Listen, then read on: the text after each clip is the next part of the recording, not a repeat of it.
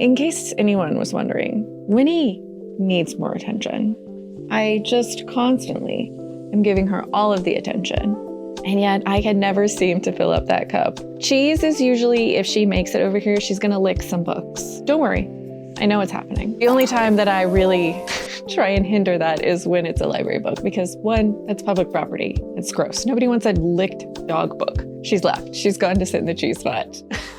I'm already babbling. Hey friends, welcome back to another pizza party. I'm Mrs. Pizza. Winnie, you just saw, and she's sitting here nudging my hand because it could be petting her right now. It could be petting her. What's it doing? And of course, Cheese is back in her cheese spot. That's where she likes to hang. And we are here today to start a video where I'm gonna be reading. Surprise, surprise. Surprise, what a plot twist. I have been doing a lot of really great reading recently, but I feel like that has put me into a little bit of reader's fatigue. I'm not going to call it a slump. I'm going to try my best not to call it a slump. I feel like when you read a lot of really great books, oh my gosh, that was assertive. Did you see that? It's so hard being you. Top and bottom at the same time. Is this enough for you? In order to combat the dreaded slump that seems on the horizon, I have decided to just pick up what I feel like reading. In this video, we're gonna pick up some dang books, and whatever sticks is what I'm gonna start reading. And so there are lots of books discarded along the way. That will be stuff that I pick up, but I don't think any of the discarded books actually made it into this video. I have to be kind when I'm feeling reader's fatigue and just let my brain ingest what it feels like taking in, because trying to force something when you're not feeling it doesn't bode well for your reading experience. The first book that we are going to be picking up is The Bone Door. This is a horror fantasy, or I would say a fantasy horror. I put the fantasy first in that mashup, but this is a fantasy horror following a group of kids stuck in a labyrinth. Let's do some reading.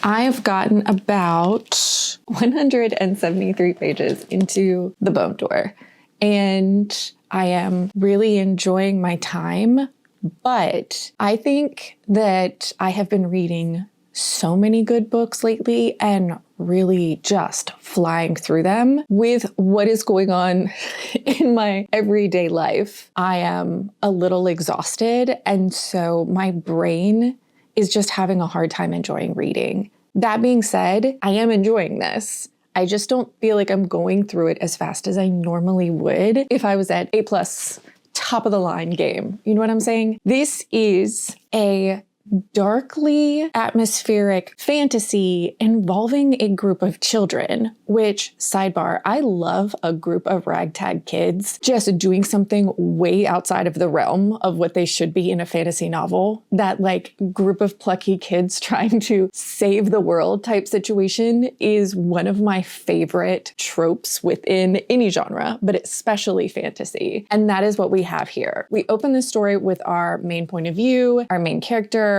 and he is nameless and without memory and wakes up in this giant place full of bones. He then encounters another child who is somewhat close in age to him. I believe our main character is about 11 years old, 11, 12 years old. The first character he encounters is around 14, and he quickly notices that not only does she not know her name or have any memories of who she is, but she's missing her eyes. And that is a theme in this. We keep encountering children of varying different ages who have no memories of their names, how they got here, and they're all missing a body part. Aside from our main character, at least not visibly. Most of the other characters, you're very quick to notice which body part they are missing. Our main character, who is so wholesome, not wholesome, what would the right word be? So positive. He's just so happy and sweet and all of the good things that a person could be. And he quickly starts dubbing all of the children he comes across, including himself, himself. So all of the children are given names, including our main character, based on their personality or how they present themselves. Our main character dubs himself Hop. And Hop and all of the children he's coming across are quickly informed that they are in some sort of magical setting, and they are told by a giant owl who can talk that they are in a labyrinth. They have to make it through 3 distinct rooms. Each room they have to complete a mission and then find the door to unlock it in a set amount of time. After completing these 3 rooms, they then will find the bone door, which is their escape from this labyrinth. Each child we encounter has obviously been through some trauma in some life they don't remember. And that in the beginning of this, there is a trigger warning about there is going to be talks of child abuse and harm to children in this book. The fantasy world they are in, although they are all children, it is not child friendly. They're not having to cross a bridge with an ogre underneath. The things they are having to do and come across are horrific. There is a lot of violence happening to these children, but yet they still have the childlike wonder for things, at least our main character does. I have some thoughts and theories about if he has something missing like the other children and what that might be if it is missing, but he is a little bit different than all the other children, not because he has more knowledge in this world, but because he has, one, his outlook, which is fear is bad, find the good. When he encounters something awful, he, instead of being fearful of it, immediately tries to spin it in a way where he is not afraid and he's trying to engage with it in a positive way, which works sometimes. But also he is really the leader of these children by default. And they keep finding more children with more of pieces of them missing, and we name them and we travel through these rooms trying to complete this mission. At the, let's say almost halfway point, we are now in our second room, which I don't believe is a spoiler. We have to make it to 3 rooms. In this book that we're at least going to make it through the first room, right? We are learning more about this world. We are coming in contact with more people, trying to get a handle on what's happening, but also using each child's individual skill to propel them forward in this world. And I don't mean skill in a magical sense. I mean that each child just has something probably that they personally need to overcome, but also something that makes them distinctly different from each other child in the group. Whether that's based on some trauma that they have endured in the life outside of this world, I don't know yet. And this place where these children are without their memories, the great owl that speaks to them tells them this is a place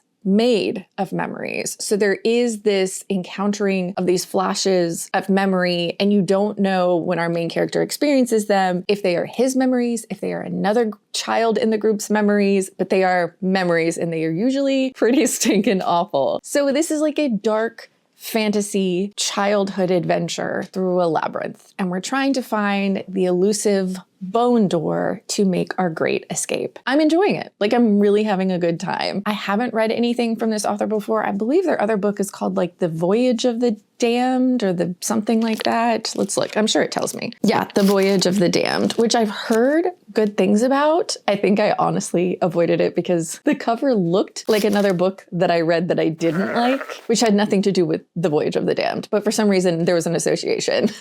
Which is silly, and I need to move past that, especially seeing as how I'm liking how this author writes. We have this childlike wonder, these children in these situations, but the things they are encountering are horrific. It is definitely not a child's fantasy world they are in. So far, so good. You're never going to believe what I'm about to do. I'm about to go to the library. I have some books to return. I have some books to pick up, and I go to the library quite often. I also have some fun errands to run today because my in real life book club is happening today. I've got to go get some snacky snacks, some little eaty bits. So I'm going to go do that. We are going to be discussing The Tainted Cup, which I read in a vlog. I'll pop up over there if you feel like watching it to hear me talk about just gush over that book and how much I truly enjoyed it. The group chat has been lighting up with everybody's kind of initial feelings on the book. I'm excited to chat about it, and I'm just excited to see my friends and eat some snacky bits. So we're going to do that today, and we're just going to keep reading and having a great time.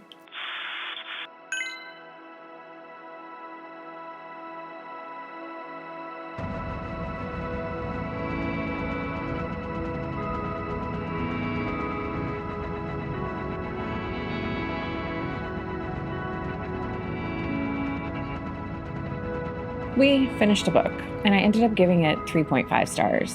I didn't dislike it, but I feel like there was a decent chunk in this book that was getting a touch exposition heavy. I have an idea of how they could have remedied this problem. There is a character available that could have done some of this exposition that was necessary, but instead, these children are traveling through a labyrinth. In each individual room that they encounter, it's not a room, it's a world. They are in an entirely different place, and they must navigate their way through this world, complete a task, and find an exit door. First room, on board. This is horrific. What is going on? Second room, okay, I'm picking up a pattern here. I'm understanding more about this world situation that we're in, but all of our child characters don't have memories. So I'm learning along with them.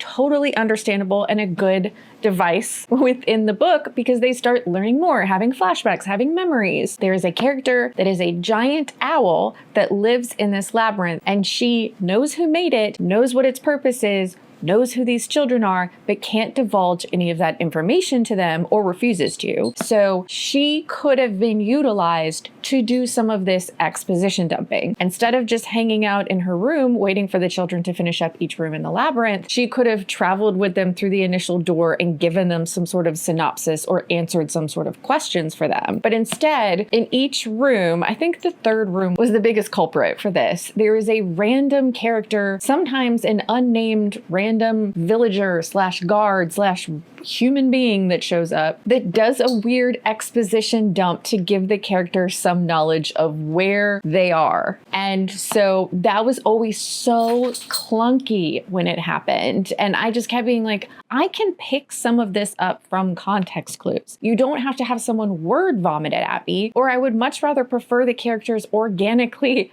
figure this stuff out instead of some like red shirt from Star Trek, some absolutely nothing, absolutely void of anything character. Welcome to this room where this is what happened in our history and this is who's in charge now. Like this, it just felt very clunky. That being said, I liked where the story went. I really liked the ending. It was just that repetition of these rooms and the exposition dump needed to catch these characters up on how they were going to figure out these rooms. They were able to straddle that in the first two rooms, but couldn't keep using the same device that they used in those rooms. And so the next couple of rooms, it sucked. Like how they figured it out kind of sucked. It was literally just someone coming up and being like, hello, travelers, here's the information you need. That being said, I liked the magic. I liked the ending. It was a 3.5 book. You're at all interested in a ragtag group of children who have been horribly mutilated. There was also some things that are talked about in this book that I won't say they were handled poorly. They were handled very heavy-handedly. But it was just like, what awful thing could this child have gone through? I know, let's put them through this. Like, that's what it felt like. Instead of giving these children a little more substance, I don't know. I also think there was too many children. I think it was really hard to flesh each one of them out because there were so many of them. And I'm really dogging on this book. I didn't dislike it. I gave it 3.5. I had a good time. I would definitely pick up something from this author. But there were things about this story that I did not enjoy as much. So we got to pick up another book. I've got a stack of books happening right here. And I don't know, maybe I'll pick a couple and see what I feel like. I'm just gonna start reading, and if something catches my attention, we'll stick with that, and I'll let you know which one I decide to read. Winnie is literally right here. You're gonna bump oh, that was a close one. I thought she was gonna do a real hearty bump of the tripod with that very substantial tail that she's got. All right, we're here because I have started about 5,000 books and finally one stuck. I'm not gonna say that I'm in a reading slump because that would be admitting defeat. I am just going to say that there's definitely some books that I've picked up that I know I will like when I pick them up again. Right now is just not the right time. Sometimes books are about timing as well. But I did pick up and get about 100 pages into Teddy Bears Never Die. This cover alone, the colors of this, instantly my brain was like, what's that? what's going on over here? This is a translated Korean horror. One of the blurbs on this, there is so many authors that I know. Because sometimes when you read all these little like blurbs that people do, there's like one or two that are authors you know, and then the rest you're like, I have never heard of these books. I have heard of almost every single one of these books. But the blurb on the front by Kylie Lee Baker says the perfect mix of horror and heart. And that's definitely what this is giving so far. This is very interesting. I am going to look up the names of these characters because this is translated from Korean and I am going to butcher these names if I don't do some due diligence at the beginning. Since this is translated from Korean, please excuse my absolutely atrocious pronunciation of these characters' names. We have our main character who is a 16-year-old girl. I believe you would say her name is Haoyoung. She is a somewhat recent orphan. Her mother died in this tragic thing that happened a few years prior. I think it's 3 years prior to when the story is taking place. Someone poisoned a bunch of people that lived at a high-rise apartment, but she's renting a room with a bunch of other homeless children from this nefarious guy who makes money doing illegal things, such as subletting his entire apartment to a bunch of children who don't have guardianship or supervision. These children all end up in this situation for a multitude of reasons, but our main character is there because there's no one to look after her anymore. She has no money, and that's what she's after. Her everyday life is she is trying to acquire money. She's got a part-time job that she has lied to get this position. She has other hustles that she's performing, but she just needs money to enact her revenge. She is trying to get revenge against the person who killed the most important person in her life,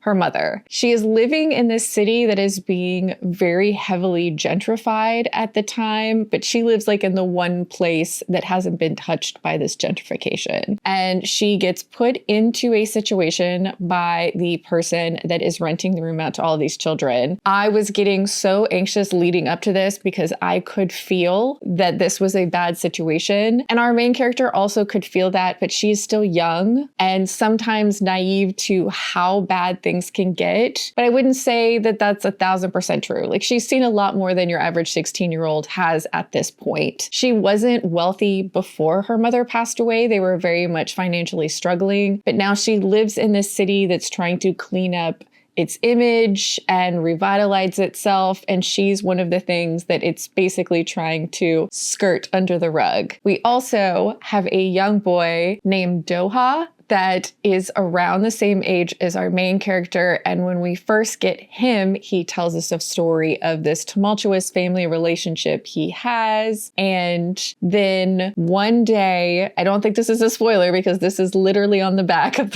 the back synopsis of this book. One day, Doha wakes up in the body of a stuffed teddy bear. So he's kind of like Ted.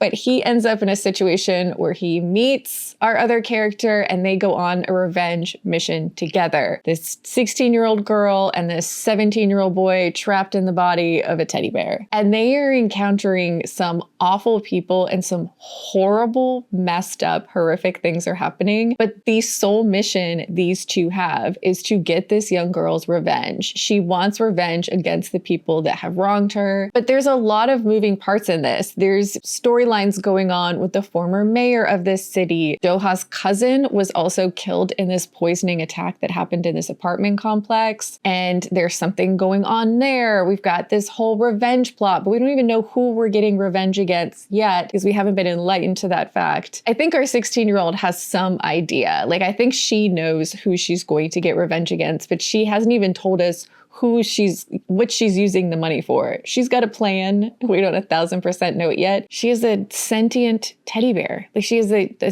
teddy bear that it's wild, but I'm actually really liking it. I flew through those first 100 pages and was truly interested in what's going on, and I want to know what's going to happen. I feel like the other translated Korean horrors I have read also, they are very heartfelt while also being horrific. I don't know if that's just very present in a lot of Korean horror, but I feel like in the ones I've picked up in the translated works I've read, there is a lot of heart involved in some really horrific, gory things as well. So this is where we are. This is what we're reading. And the brightness of this has inspired me to pick some bright colors for my nails because I'm like, look how fun this cover is. I wanted to read this simply because of the cover. It just so happened that this is a horror story with a talking teddy bear.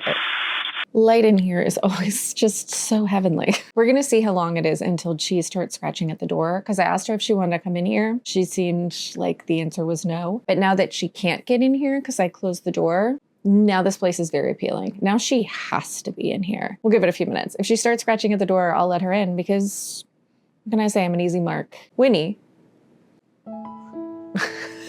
didn't even have to be asked. She was like, are you going? I'm in. Also, just in case you needed Winnie updates, not only did Winnie get poison ivy, which is something dogs can get. I know, sounds crazy. It's not. She got it in her ear, which is one of the few spots that dogs can get poison ivy. A poison ivy in her ear. She's fine. She's on the other side of it. We just have a tiny whittle scab now. But she also ate half a squirrel. It was an eventful couple of days. I won't go into the gory details, but she's such a prolific serial killer. Like, she's up there. Her numbers are up there. Winnie's woodland creature count is astronomical. She can't help it. She is part beagle, part lab, and part golden retriever, and that beagle wins every single time. So many deaths. Look at it. Can you imagine that face? That's the face of a killer, Bella. I'm sorry. I'm already sidebarred. We just got here. I'm already just talking about stuff that is totally not on topic. We are here because I finished a book. I ended up giving this 3 stars. I liked it just fine. This was really gruesome and gory while also being a heartfelt story of 2 teenagers trying to complete a mission. Friendship. I will say the teddy bear in this book is normal teddy bear size. It's not Godzilla teddy bear. It's a normal size teddy bear. But our 2 characters are out for their own sorts of revenge / closure and situations. Everything is so deep-seated. Every time there's another reveal about what's going on, everything is all connected and it goes all the way to the top. This is, I think, supposed to be a story about gentrification, but also burying the past. At times, this is a spoiler, and I don't think out of context it would be a spoiler, but it is a spoiler. So I will put something on the screen. So cover your eyes and your ear holes. Cover your face, except for your nose. You need to be able to breathe. But it reminded me of that scene in Poltergeist. Bitch, you moved the cemetery, but you left the bodies, didn't you? You son of a bitch, you left the bodies and you only moved the headstones! You only moved the headstones! This was burying of the past, just horrific things that were done to people in the past being buried and people trying to build and gentrify upon that without ever reckoning with what they've done. This is the past coming to get its due. I think that would be one of the main themes, that this is, you can't keep the past buried, even if you probably should have kept it literally buried. All of these horrible acts, no matter how much money, no matter how much power you accrue, these things are going to fester and rot until they finally get their revenge. So there is a lot of revenge going on in this. There's a lot of mystery unraveling how all of these things are connected. But at the center of this, we have a teenage girl running around with a sentient teddy bear that just happens to be the soul of a teenage boy trapped inside. So it's got these like really cutesy elements mixed with these like horrific, gross, drippy, awful things that happen as well. There's obviously a supernatural element. We have the soul of a teenager trapped inside of a teddy bear, but there are other supernatural elements happening as well. I enjoyed this just fine. I would definitely pick up more from this author. I'm thinking that I want to pick up something summery, summer horror-y, maybe, is where I feel like my mood is currently landing. I think I'm going to be going with Wylding Hall because it is available at my library currently as an audiobook and I need an audiobook. I have been really struggling with picking up audiobooks recently. I don't know what my problem is. I've been struggling with reading in general. I feel like I've picked up a lot of books and just put them down. But I'm going to be picking up Wylding Hall because I know it takes place in the summer. I know that it is focused around an acid rock folk band from the 70s, but the story is told in interview format. I believe it's like they're making a documentary. Something happened to this folk band at this manor house that they travel to, and we get each of their insights into what happened because we know some tragedy is going to happen at this place they are at. So, summer, musicians, gothic horror, Sure. Like all of that sounds fun. So that's what I'm gonna do. I'm gonna pick that up. I need to do another physical book because once I've picked one, I will enjoy my time. I know I will. So I will still keep picking up books and seeing what sticks. And I'll let you know when something sticks. How about that?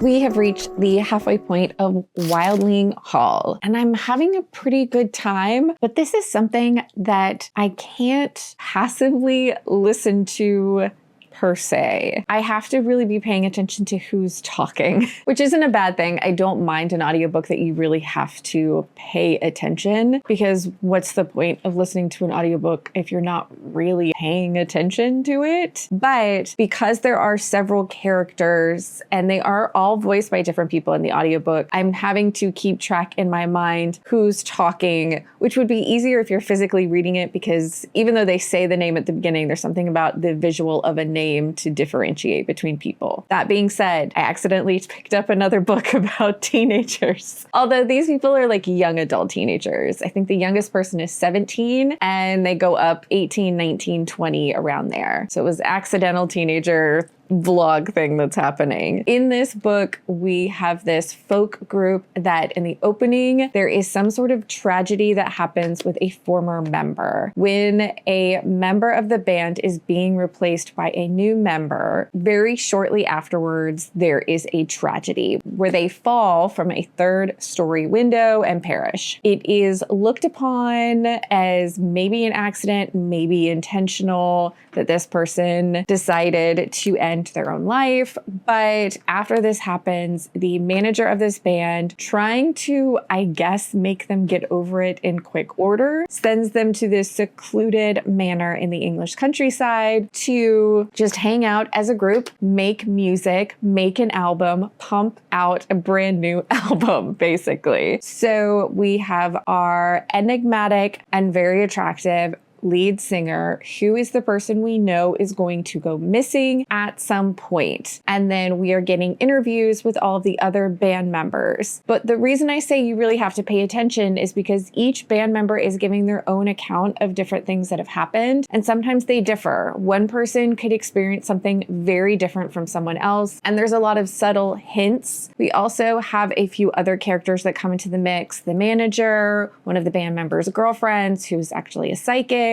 and a reporter who comes to interview the band when they were at this secluded manor pre anything mysterious and ooky spooky happening. At the halfway point, there is some sort of local tradition involving birds that sounds really ooky spooky. We also have a lot of people referring to the girl. There is some young woman that is going to show up and become romantically involved with our band member that disappears. There's a lot of strangeness around the house. I think these birds are being used as a symbol because there's a lot of strangeness around birds. Different traditions that are honestly quite horrific, but also just singing and birds in general and what they symbolize in this area. There's a few spooky things that have happened, but you'll get it kind of as a spooky perspective from one person, and then you will jump to another person's perspective and they will give you a less spooky or less dramatic interpretation of what was probably going on. But yet there's a lot of drug use going on. These are all rock stars. This is the 70s. They're very secluded. They're all having to infer the other characters' motives, including our missing person, our charismatic Jim Morrison type beautiful lead singer who has some sort of tie to supernaturalness. He seems very interested in the occult and time, and he has on several occasions tried to explain his thoughts and theories on time, magic, existentialism to some of these characters. But because one, they were young, and two, it doesn't seem like they were real interested, and three, they were probably high as a kite, a lot of them didn't retain the information or fully understand what was trying to be told to them. So you have to be okay with getting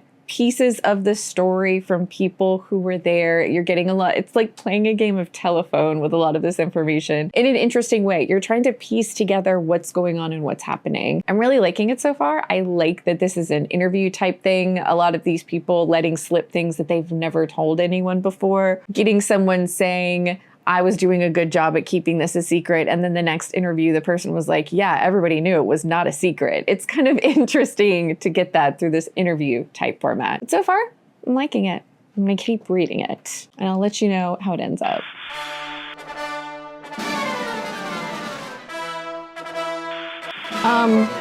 So is this just how awake everybody else feels all the time? Because I feel like I'm on crack. No worries. I had the supplements that she told me to get. I had them all this morning. 1 cup of coffee. I'm like wired. I want some. It's just vitamins. I'm gonna take some. Take them. Where are they? Give me a dose. I think they're over there. You want some for real? Sure, unless you're gonna like upset my stomach. No, it shouldn't upset your stomach at all. I just recorded our whole exchange, by the way. Oh. All right, we started another book.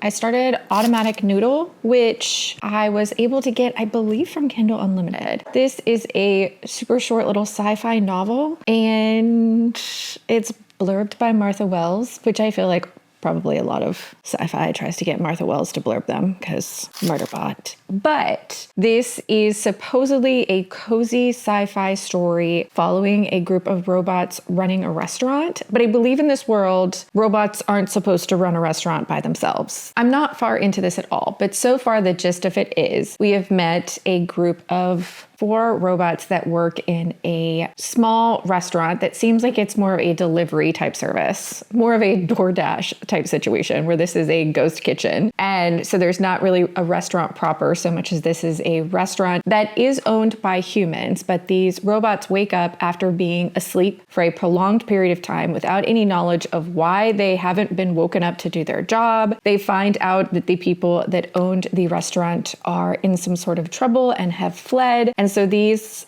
4 robots have decided to try and run the restaurant by themselves, which is not something that robots are allowed to do. There is a lot of alluding to a previous war that all of these robots were in. So these robots, while each of them has a very specific job within the restaurant, they weren't made specifically for those jobs. They just do those jobs. There is one robot that looks pretty much like a person from the waist up, but she doesn't have any legs. Or she does have legs, but she doesn't have feet. She has like a way to get around without legs.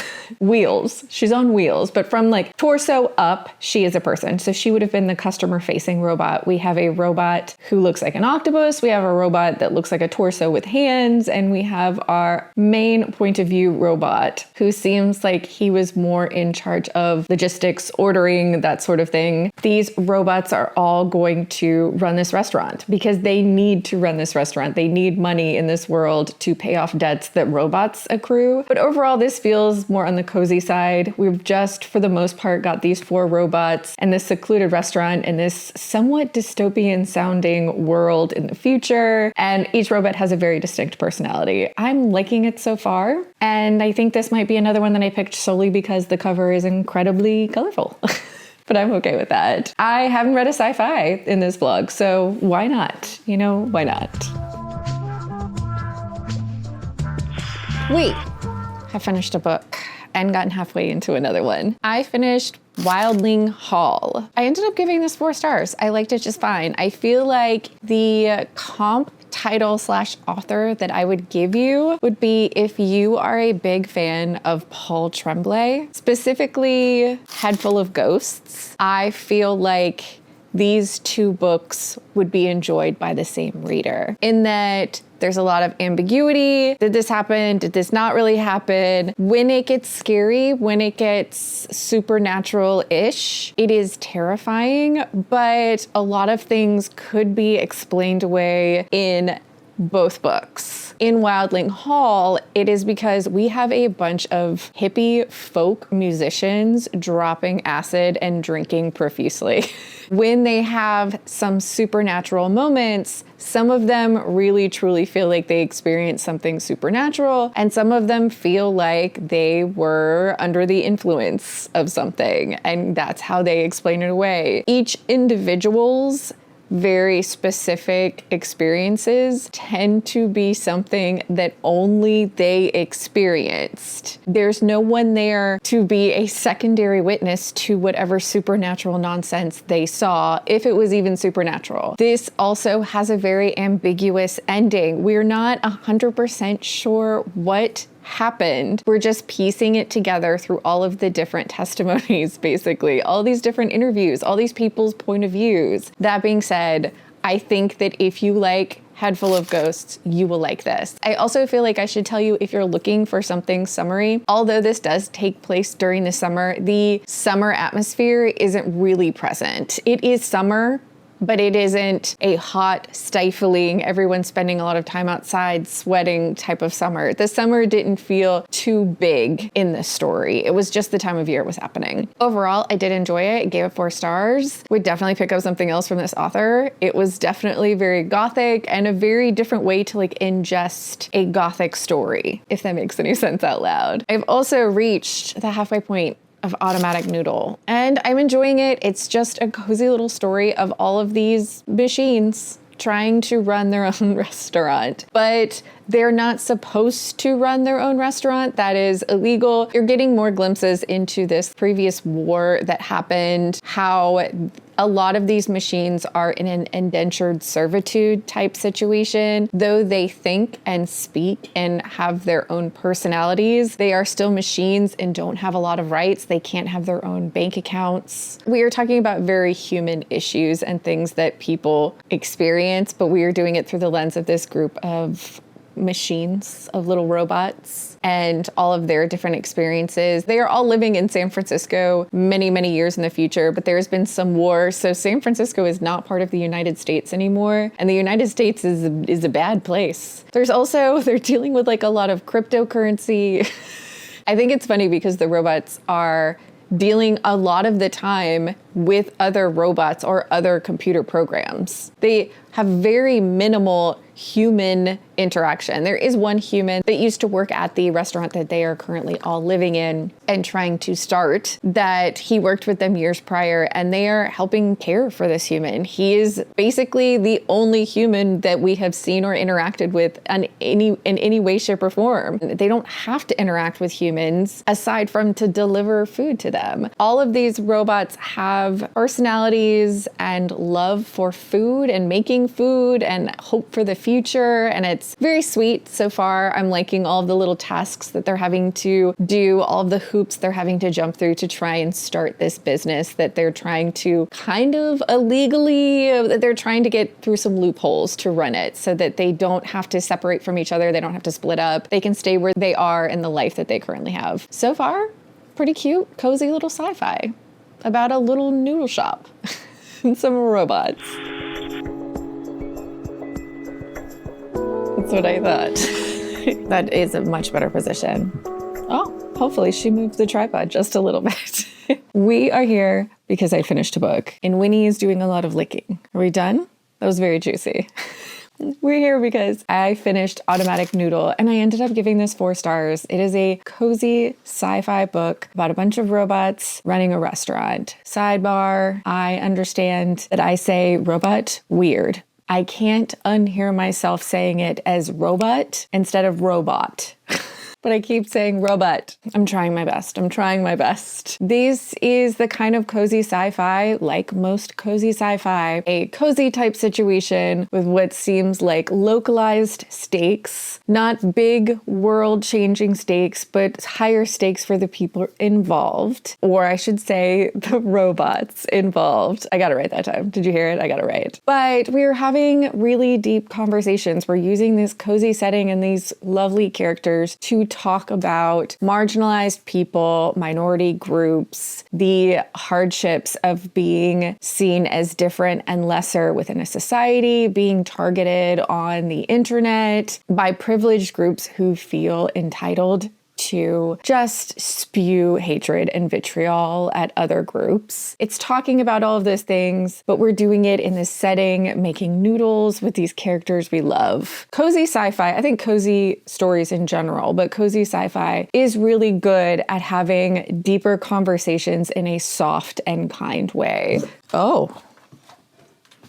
There's literally nothing there. Oh, it's a cat. It's leaving, Winnie. Thank you for alerting us to its existence. But that is where we're going to round out this video. I read some dang books. And although I can't say I found any new favorites, I'm glad I read all the books I did. I am gearing up for summer-ween reading. I haven't decided yet if I'm going to officially try and follow/participate with someone's summer-ween readathon. I don't have that kind of time right now, but I am trying to get through some books because I have an obscene number of library holds out right now. And they're all books that I'm really excited about that I want to get to, and they have a deadline. Like, I have to get to them somewhat soon. But if you had fun hanging out with me and the dogs, please subscribe. I hope you're reading good books out there wherever you are, and I'd love to hear about them. And we'll see you next time.